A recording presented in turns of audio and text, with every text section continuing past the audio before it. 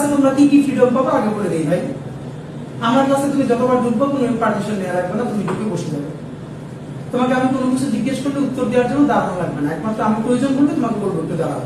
Number 2, ক্লাসের মধ্যে তোমার যদি মনে হয় জরুরি কল আসছে বা চলে যাওয়া দরকার, তুমি আমাকে না বলে চলে যেতে পারো।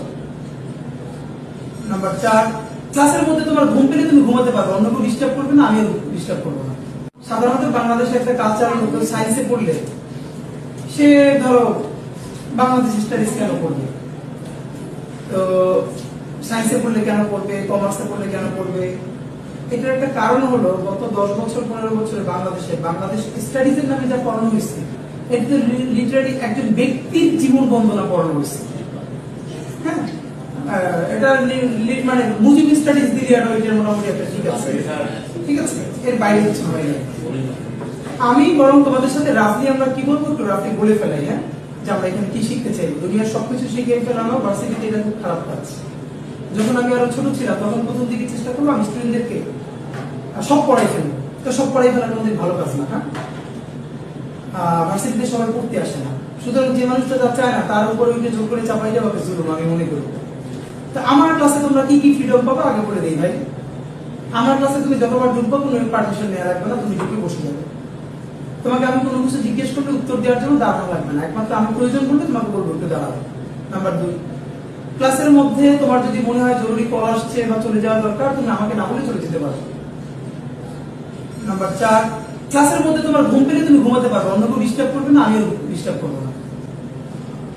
তুমি যেইটা তুমি পারবা না, আমি কথা বলা অবস্থায় তুমি পাশের জনের সাথে অন্য কারোর সাথে কথা বলতে পারবা না। এইটা আমি ভীষণভাবে অফেন্ডেড হই।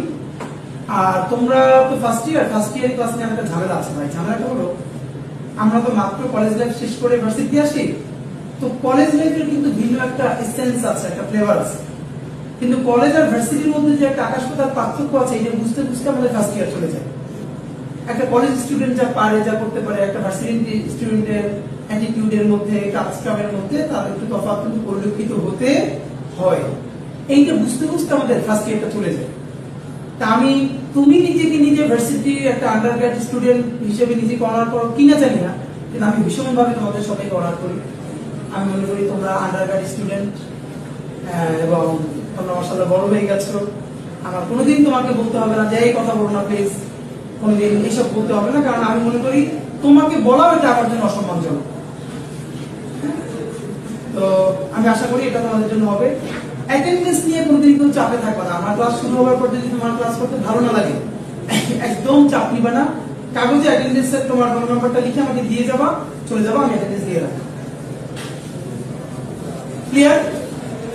আমার নাম পরিচয় বলি, আমি শরীফ উসমান হাদি, সংক্ষেপ উসমান স্যার বললাম। শরীফ আমার বংশের নাম, হাদি আমার বাপের নাম। তো হাদি ভাই বললো না, বললে বলো, অনেকেই বলে এখন শেষে উসমান স্যার বললে সুবিধা। এরপরে যদি কেউ হাদি ভাই বলতে বলছে বলো।